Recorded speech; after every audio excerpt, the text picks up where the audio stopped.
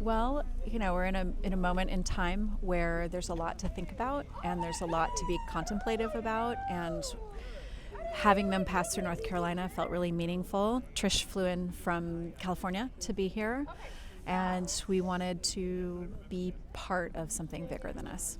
Yeah, I mean, we researched it, and like I said, she said, we've known each other since we were 14, and I saw that they were coming within like 20 minutes of her house, and so last week I'm like, hey, what would you think if I came out to come see the monks, and even if we can walk with them for a mile, just something, I just really feel like I need to be there.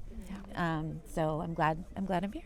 I'm a very emotional person, so when I really feel something, I really, really feel it, and I feel a sense of camaraderie and a sense of connection. I think we're very connected, and yet we're not connected in so many ways, and so to come together as a community from far and wide around one simple message of detachment from things and people, and attaching more to peace and comfort and love, just feels really, really meaningful. Yeah.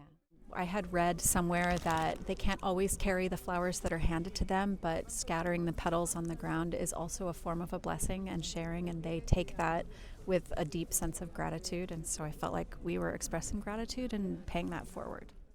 Yeah, and then you brought some snacks that they can take them. I did. They're individually wrapped, and it's got a bow, but they're, vegan and they're organic. They're good. They're little fruit snacks. I'm hoping that if anything, otherwise, I'll just eat them. Yeah. I actually asked them, because I've just noticed tracking them for a few days, that a lot of people have brought stuff. Yeah. A lot of gifts, either mala, either beads, either hints, cards, postcards, thank you notes, a lot of thank you notes from kids, from adults, everything. And we have them all. We collect them and we keep them all. And yesterday I just did a short video because people requested it to show those cards, because some people ask about it, afraid that we're gonna trash them all. So we kept them all in the box. So maybe later we will have a exhibition hall or something at our temple. This is something that is so beautiful to me. Does that stick with you as much as it does me? It absolutely does, actually, because I was thinking, how in the world are they going to be able to do something like that? But if everything has meaning to them, it's important to us, Yeah. Yeah, what about you? What do you think? Yeah, same. I didn't know that, so I think that's really beautiful, and I think that ties into their message of gratitude and sharing love and being peaceful, right? Showing up and being that way, so that they take it and that it means something to them. That feels pretty special.